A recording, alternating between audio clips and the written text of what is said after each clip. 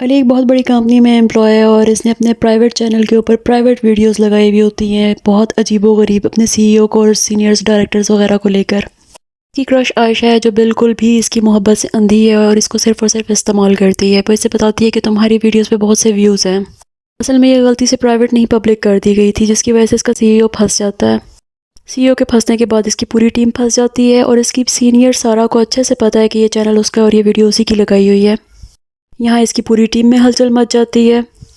सारा इसे कहती है अगर तुम मेरे सामने आए तो मैं तुम्हें कत्ल कर दूंगी, और वह सामने आ भी गया।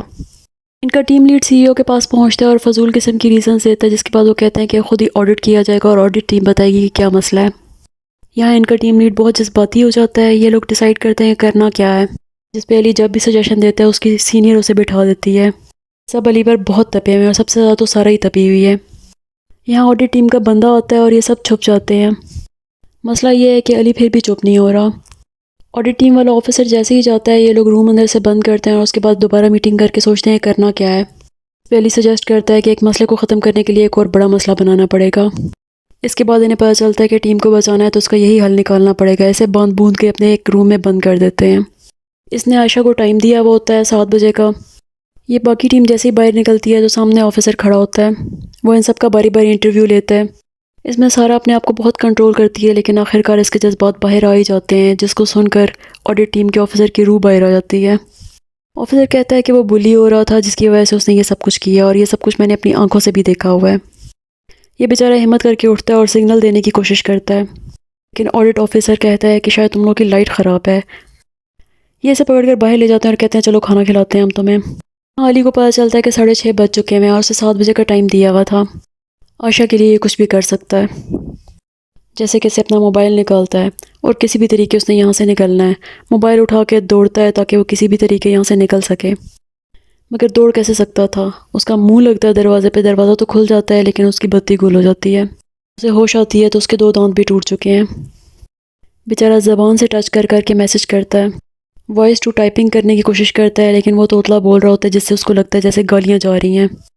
अब ये मजनू दीवाना निकलता जा रहा है और ऑडिट ऑफिसर इसे इस हाल में देख लेता है। ऑफिसर इससे पूछता है कि तुम्हारा ये हाल किसने किया, तो कहता है मेरी सीनियर ने, सारा ने। फिर ये तो आयशा को देखकर भागने लगता है उसकी तरफ। आयशा किसी और के साथ चल देती है।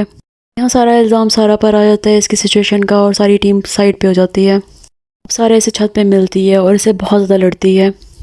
ये दोनों एक दूसरे से शदीद नफरत करते हैं। हर चीज़ का इल्ज़ाम एक दूसरे पर डालने के बाद जब सारा निकलने लगती है तो देखती है कि छत से नीचे जाने वाला दरवाज़ा लॉक हो चुका है। अली आता है और कहता है मैं खोलता हूँ।